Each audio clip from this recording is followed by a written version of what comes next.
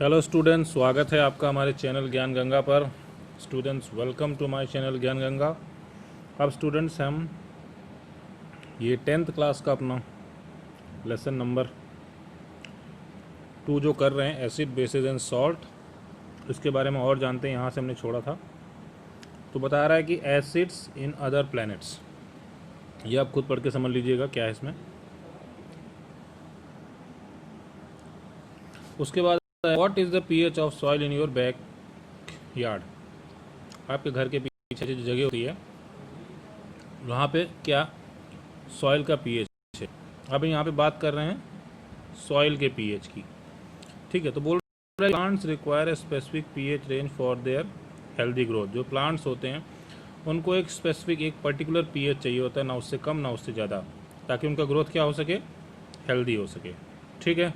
तो प्लांट्स को क्या चाहिए होता है, एक स्पेसिफिक पीएच रेंज चाहिए होती है जिसमें वो ग्रो करते हैं। To find out the pH required for the healthy growth of the plant, अगर ये पता लगाना है कि भाई हेल्दी ग्रोथ ऑफ प्लांट के लिए क्या पीएच चाहिए हमें, you can collect the soil from various places. आप सॉइल कलेक्ट कर सकते हैं अलग अलग जगहों से और चेक कर सकते हैं उसका pH in the manner describe below in the activity. इस तरह से उसका पीएच आप चेक कर सकते हैं। You can note down which plant are grown in region from you have collected the soil. तो कहाँ से आपने कलेक्ट किया वो आप जान सकते हैं। इसमें सब एक्टिविटी दी है, इसको पढ़ लीजिए, समझ लीजिए। तो आप सॉइल का पीएच भी पता लगा सकते हैं, ठीक है। यूनिवर्सल इंडिकेटर पेपर से पता लगा लेंगे आप, इसमें यही बताया एक्टिविटी में, ठीक है। इसको पढ़ के समझ लीजिए। फिर बता रहा है pH in our digestive system.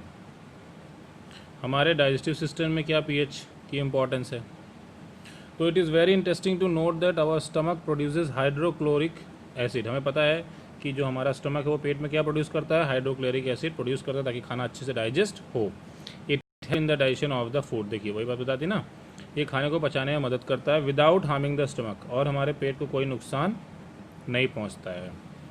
तो हमारे पेट में हाइड्रोक्लोरिक एसिड प्रोड्यूस होती है जो खाना पचाने में मदद करता है, और हमारे पेट को उससे कोई नुकसान नहीं पहुँचता है, ठीक है। फिर बता during indigestion the stomach produces too much acid. जब इनडाइजेशन होता है, जब पेट सही नहीं होता तो स्टमक बहुत ज़्यादा एसिड प्रोड्यूस करता है। And this causes pain and irritation. जब बहुत ज़्यादा स्टमक प्रोड्यूस होती है तो उसी की वजह से हमारे पेट में हमें दर्द होता है और जलन होती है, ठीक है। तो पेट में दर्द और जलन किसकी वजह से होती है, जब पेट गड़बड़ होता है, ख़राब होता है, तो बहुत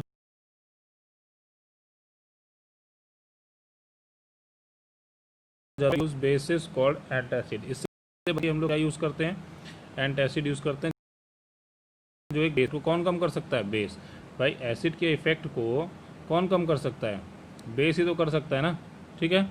तो एसिड के इफेक्ट को बेस ही कम कर सकता है, ठीक। One such remedy must have been suggested by you at the beginning of this chapter. Acids neutralize the excess acid. जो एंट एसिड्स होती हैं तो मतलब उससे इफेक्ट को कम कर देती हैं, उसके इफेक्ट को ख़त्म कर देती हैं जो एक्सेस एसिड होती है। जैसे कि मैग्नीशियम हाइड्रोक्साइड। मैग्नीशियम हाइड्रोक्साइड को क्या बोलते हैं, मिल्क ऑफ, ये एक माइल्ड बेस है। Is often used for this purpose. ये जैसे पेट में ज़्यादा एसिडिटी आती है तो मिल्क ऑफ मैग्नीशिया या मैग्नीशियम हाइड्रोक्साइड को हम लोग यूज़ करते हैं एज ए बेस, ताकि हमें एसिडिटी से राहत मिल जाए,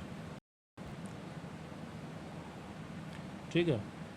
तो ये हो गया हमारे डाइजेस्टिव सिस्टम में किस तरह एसिड वगैरह काम करता है, एसिडिटी है कि बेसिसिटी है कि क्या है। उसके बाद बता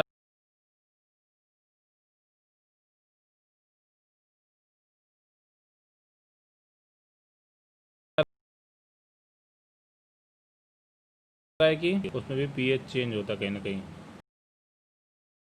तो टूथ दिखेगा, एक tooth decay starts when lower than 5.5। Tooth decay कब सा है, जब हमारा पीएच 5.5 से भी कम होता है, ठीक है। तो इस पॉइंट को आप याद रखिएगा कि जब हमारे माउथ का पीएच 5.5 शुरू होते हैं। टूथ इनामेल मतलब जो बाहर की कवर होती है, made up of calcium phosphate. जो टूथ इनामेल होता है, जो सफ़ेद लेयर होती है दांत की, वो किसकी बनी होती है, कैल्शियम फॉस्फेट की बनी होती है। वो हार्डेस्ट से हार्डेस्ट सब्सटेंस कौन होता है? टूथ का इनामल, हमारे दांत का जो बाहरी सफ़ेद परत होती है वो कैल्शियम फॉस्फेट की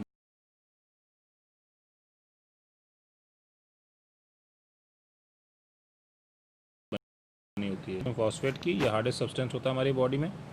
it does not dissolve in mouth is below 5.5, लेकिन ये करोड़ हो जाता है, टूटने लगता है, ख़राब होने लगता है, सड़ने लगता है जब pH 5 से कम हो जाता है हमारे मुंह में। ठीक है, तो जब pH 5.5 से कम तो ये क्या करता है? दांत। ठीक है, bacteria present in the mouth produce acid. जो बैक्टीरिया हमारे माउथ में प्रेजेंट होते हैं, हमारे माउथ में मौजूद होते हैं, वो acid by degradation of sugar and food particles remaining in the mouth after eating. खाना भी खाना हमारे दांत में, उससे ये बैक्टीरिया क्या करते हैं, उसको डिग्रेड करके शुगर प्रोड्यूस। ठीक है, सॉरी, डिग्रेड करते हैं शुगर को और एसिड प्रोड्यूस करते हैं। क्या बोल दिया? जो बैक्टीरिया प्रेजेंट होते हैं हमारे माउथ में वो क्या प्रोड्यूस करते हैं? एसिड प्रोड्यूस करते हैं। बैक्टीरिया कैसे एसिड प्रोड्यूस करते हैं? फूड को डिग्रेड करके, शुगर को डिग्रेड करके, फूड पार्टिकल्स जो दांत में हमारे चिपके रहते हैं उसको डिग्रेड करके ये एसिड प्रोड्यूस करता है। उस एसिड की वजह से हमारे दांत खराब होते हैं। इसलिए बोलते हैं ना सुबह शाम दोनों टाइम ब्रश करना चाहिए। The best way to prevent is to clean the mouth after eating food. इसका बचने का एक ही तरीका है कि खाने के बाद अपने दांत को साफ़ करो। ठीक है, using toothpaste which is generally basic. Toothpaste का यूज़ करके जो जनरली बेसिक होता है। For cleaning the teeth can neutralize the excess acid and prevent tooth decay. जो हम टूथपेस्ट यूज़ करते हैं, जो भी हम टूथपेस्ट यूज़ करते हैं वो जनरली कैसा होता है? बेसिक होता है। ठीक है, जो भी टूथपेस्ट हम यूज़ करते हैं वो जनरली कैसा है? बेसिक होता है।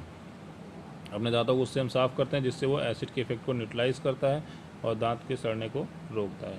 तो देखिए पीएच का रोल देखिए कहाँ है, हमारे दांतों में भी है। ठीक है, self defence by animals and plants through chemical warfare. अब ये सेल्फ डिफेंस में कैसे हो रहा है कि आपको बचाने के लिए कैसे यूज़ करते हैं? केमिकल वॉरफेयर के द्वारा। Been stung by a honey bee. क्या आपको कभी मधुमक्खी ने काटा है? बी स्टिंग्स, देखिए यहाँ क्या बोल रहा है, जो बी स्टिंग्स होते हैं they leave an acid which causes pain and irritation. देखिए ये इनका डिफेंस सिस्टम है।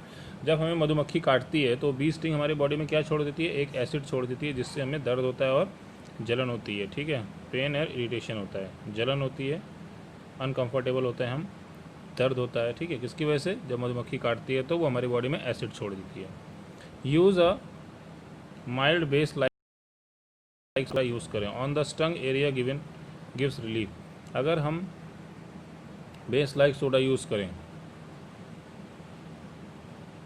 Use a mild base like baking soda. कौन सा सोडा यूज़ करें? बेकिंग सोडा अगर यूज़ करते हैं मधुमक्खी के काटने पर तो हमें वहाँ पे आराम मिलता है। क्यों? क्योंकि वहाँ पे उसने एसिड डाला होता है। जब वहाँ पे हम बेस लगाते हैं तो उससे हमें आराम मिल जाता है। ठीक है, stinging hair of nettle leaves. बोल रहा है कि जो स्टिंगिंग हेयर होते हैं नेटल लीव्स के, inject methanoic acid burning pain. देखिए कहीं कहीं आपने देखा हो जो नेटल लीव्स होती हैं वो अगर हमारे शरीर में चुभ जाएँ तो बहुत ज़्यादा जलने जैसी, खुजली जैसा होने लगता है हमारे शरीर में। क्यों? क्योंकि वो मिथेनोइक हमारी बॉडी में इंजेक्ट कर देता है। तो जो स्टिंगिंग हेयर होते हैं नेटल लीव्स के, नेटल लीव्स में स्टिंगिंग हेयर्स होते हैं जो हमारी बॉडी से चिपकते हैं और उसमें हमें हमारी बॉडी में मिथेनोइक एसिड घुसा देते हैं जिससे हमें बर्निंग वाला पेन होता है। देखिए कितनी बेसिक लेवल की चीज़ें हैं, ये सब किसी भी एग्जाम में पूछा जा सकता है आपसे। ठीक है, ये देखिए मैं 6 से 10 तक के बच्चों का पूरा साइंस यहाँ पढ़ा दिया है। अब ये मत सोचना कि 6 से 10 तक के ही बच्चों के लिए, ये आप कोई भी एग्जाम दे रहे हो जहाँ भी बेसिक लेवल की साइंस आती हो तो देखिए आपको एनसीईआरटी पढ़ने को बोला जाता है। तो 6 से 10 तक की साइंस की एनसीईआरटी में पूरी कवर कर रहा हूँ यहाँ यूट्यूब पर, तो आपको पूरा का पूरा मिलेगा। बेसिक लेवल की साइंस चाहे कोई भी आप एग्ज़ाम दे रहे हो अपने, तो आप एग्ज़ाम दे रहे हो जहाँ भी बेसिक लेवल की साइंस पढ़ने हो, ये सारे प्रेजेंटेशन आपको मदद करने वाले हैं। ठीक है ना। तो स्टिंगिंग हेयर जो नेटल लीव्स में होता है वो क्या है, कौन सी एसिड, देखिए कौन सी एसिड इंजेक्ट करता है? Methanoic acid. ये देखिए 1 नंबर का ऑब्जेक्टिव टाइप में आ जाएगा, चाहे आईएएस का पेपर हो, चाहे टेट का पेपर हो, चाहे कोई भी पेपर हो, मतलब जहाँ भी आप पढ़ रहे हो, किसी भी लेवल पे आप अगर तैयारी कर रहे हो तो ये वीडियो शेयर करिएगा ज़्यादा से ज़्यादा आप। अब बोल रहा है कि भाई जो स्टिंगिंग हेयर होता है नेटल लीव्स में वो क्या इंजेक्ट करता है? तो मिथेनोइक एसिड इंजेक्ट करता है जिससे क्या होता है? बर्निंग पेन होता है। तो ये मिथेनोइक एसिड इंजेक्ट करता है। यही छोटी छोटी चीज़ें आईएएस लेवल तक में पूछ ली जाती हैं, सीडीएस लेवल तक में पूछ ली जाती हैं, पीसीएस लेवल तक में पूछ ली जाती हैं। बड़े बड़े एग्जाम, पुलिस का एग्जाम हो, टीचिंग का एग्जाम हो, बैंक का एग्जाम हो, जहाँ भी मतलब बेसिक लेवल की साइंस आती है यही से पूछते हैं वो लोग। ठीक है, यही होता है, 10th तक की बेसिक लेवल की साइंस होती है, तो ये 10th तक का है, तो यहाँ तक ज़रूर पूछते हैं आपने। तो ये हो गया हमारा इसके बारे में। इसके बाद हमारा नेक्स्ट टॉपिक आ रहा है प्रोवाइड्स न्यूट्रलाइजेशन ऑप्शन। अब इसको आप पढ़ लीजिएगा, इसमें क्या देगा मुझे। ठीक है, अब देखिए सम नेचुरली अकरिंग एसिड्स, नेचर में होने वाले एसिड्स क्या क्या हैं, ये भी देखिए बेसिक है, ये आप किसी भी एग्जाम में पूछ लिया जाता है, बेसिक लेवल की साइज जहाँ पूछी जाती है, ये पूरा आपको याद होना चाहिए। जैसे मान लीजिए विनेगर है, सिरका है, सिरके में क्या होता है, एस्टिक एसिड होता है। ऑरेंज में क्या होता है, सिट्रिक एसिड होता है। टैमरिंड इमली में क्या होता है, टार्ट्रिक एसिड होता है। टोमेटो में क्या होता है, ऑक्जेलिक एसिड होता है। यही सब देखिए पूछ लेते हैं, बड़े बड़े एग्जाम्स में पूछ लेते हैं यही सब। सोर मिल्क यानी कि कर्ड में क्या होता है, लैक्टिक एसिड होता है। लेमन में क्या होता है, सिट्रिक एसिड होता है। एंट स्टिंग में क्या होता है, मिथेनोइक एसिड, ये याद रखना है, मिथेनोइक एसिड। नेटल स्टिंग में क्या होता है, मिथेनोइक एसिड। तो चाहे चींटी काटे, चाहे नेटल स्टिंग, जो पेड़ हमने बताया था उसकी लीफ से जो हेयर होते हैं वो हमारी बॉडी में कौन सा एसिड डाल देते हैं, तो दोनों मिथेनोइक एसिड है। चींटी के काटने से भी, एंट स्टिंग में क्या होता है, मिथेनोइक एसिड होता है, और नेटल स्टिंग में भी क्या होता है, मिथेनोइक एसिड होता है। ठीक है, ये सारा याद रखिएगा, बहुत ही इंपॉर्टेंट है ये। उसके बाद ये क्वेश्चन आंसर्स करिए, इसको अच्छे से पढ़िए, समझिए, जो ना समझ में आए पूछिए। ठीक है, चलिए नेक्स्ट टॉपिक आ रहा है मोर अबाउट सॉल्ट्स। अब सॉल्ट्स के बारे में और जानते हैं। In the precision we have seen the formation of salt during various reaction. हमने देखा कि भाई कैसे कैसे सॉल्ट बन रहा है। अब अंडरस्टैंड करेंगे, जानेंगे उनकी प्रिपरेशन के बारे में, प्रॉपर्टीज़ के बारे में, उनके यूज़ के बारे में। अब आ रहा है family of salt. Family of salt, जब फैमिली ऑफ सॉल्ट आ रहा है तो ये पूरा एक्टिविटी है, ये पूरा आप पढ़िएगा, इसमें देखिएगा, जो ना समझ में आए पूछिएगा। ठीक है, बहुत आसान सी एक्टिविटीज़ हैं सब, नहीं समझ में आए तो पूछिएगा। उसके बाद बता रहा है कि पीएच ऑफ सॉल्ट। सॉल्ट का पीएच क्या होता है भाई, इसके बारे में जानते हैं अब। तो पीएच ऑफ सॉल्ट की जब बात कर रहे हैं तो क्या बता रहा है, salts of a strong acid and a strong base are neutral with pH of 7। देखिए बहुत इंपॉर्टेंट फैक्ट आ गई, जितने भी सॉल्ट होते हैं, चाहे स्ट्रॉन्ग एसिड का हो चाहे स्ट्रॉन्ग बेस का हो, वो कैसे होते हैं, न्यूट्रल होते हैं, जिनका पीएच 7 होता है। ठीक है, तो सॉल्ट का पीएच जो चाहे स्ट्रॉन्ग एसिड का बना हो चाहे स्ट्रॉन्ग बेस से बना हो, वो क्या होते हैं, are neutral with pH value of 7। ठीक है, on the other hand salts of strong acid and weak base, एक चीज़ और है यहाँ पे, salts of strong acid and strong base है जब, तब तो इसका न्यूट्रल। लेकिन अगर मान लो कि स्ट्रॉन्ग एसिड हो और वीक बेस हो तो उसका क्या होगा, एसिडिक पीएच होगा, वैल्यू लेस देन 7 हो जाएगी। और अगर स्ट्रॉन्ग बेस और वीक एसिड हो तो बेसिक हो जाएगा नेचर, इसका पीएच वैल्यू मोर देन 7 हो जाएगी। तो इसी हिसाब से इसकी देखिए सॉल्ट की पीएच वैल्यू चेंज होती है, इसको याद कर लीजिए। अगर स्ट्रॉन्ग बेस और स्ट्रॉन्ग एसिड है तो न्यूट्रल होगा, उसका पीएच वैल्यू 7 होगा। और अगर सॉल्ट ऑफ स्ट्रॉन्ग एसिड और वीक बेस होगा तो उसका पीएच वैल्यू एसिडिक होगा, लेस देन 7 होगा। ठीक है, और अगर स्ट्रॉन्ग और वीक एसिड होगा तो उसका पीएच बेसिक इन नेचर होगा, पीएच वैल्यू मोर देन 7 होगा। ठीक है, तो इसके बेसिस पे होगा। ये देखिए बहुत इंपॉर्टेंट है, इसको समझ लीजिए आपने, इसको अच्छे से पढ़ के समझ के याद कर लीजिएगा, बहुत आसान से कॉन्सेप्ट है। फिर आ रहा है chemicals from common salt.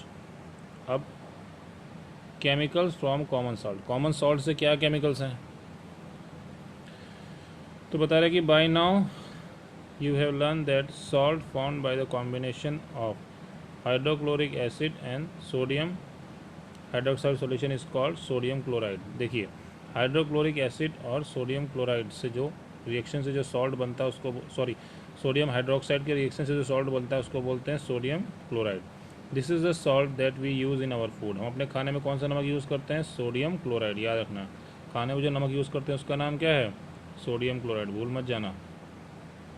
You must have observed in the above activity that it is a neutral salt. ये कैसा है? एक न्यूट्रल सॉल्ट है। ठीक है, इतना पॉइंट क्लियर है।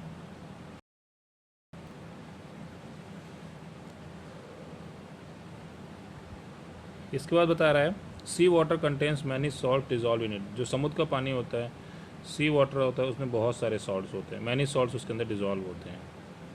Sodium chloride is separated from these salts. इसमें हमें क्या करना पड़ता है? सोडियम क्लोराइड को सेपरेट करना पड़ता है, क्योंकि सोडियम क्लोराइड ही हम खाने में यूज़ करते हैं। ठीक है।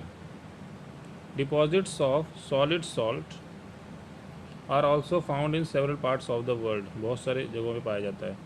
These large crystals are often brown due to impurities. जो भी ये सॉलिड सॉल्ट्स होते हैं ये ब्राउन होते हैं क्योंकि इसमें बहुत ज़्यादा इम्प्योरिटीज़ होती हैं। जो लार्ज क्रिस्टल्स होते हैं ये कैसे होते हैं? ब्राउन होते हैं, क्योंकि इसमें क्या होती है? इम्प्योरिटीज़ होती हैं बहुत सारी सॉलिड सॉल्ट की।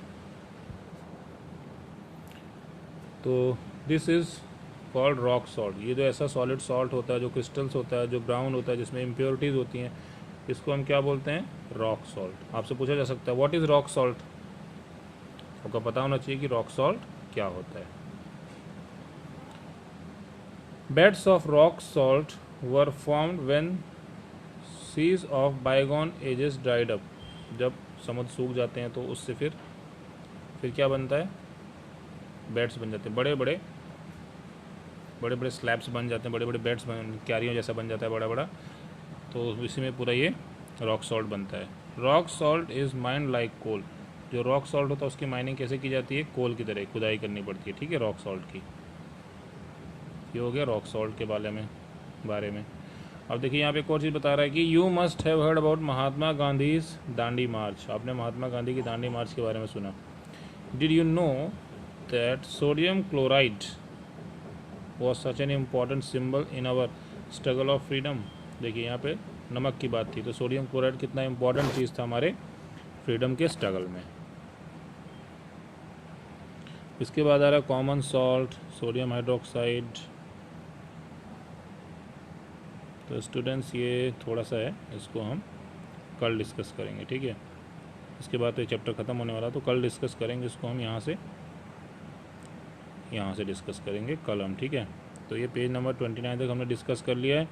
पेज नंबर 30 से हम कल डिस्कस करेंगे। ओके, तो यहाँ से हम लोग कल डिस्कस करेंगे कॉमन सॉल्ट से और रॉ मटेरियल फॉर केमिकल्स। तो यहाँ तक हमने कर लिया है।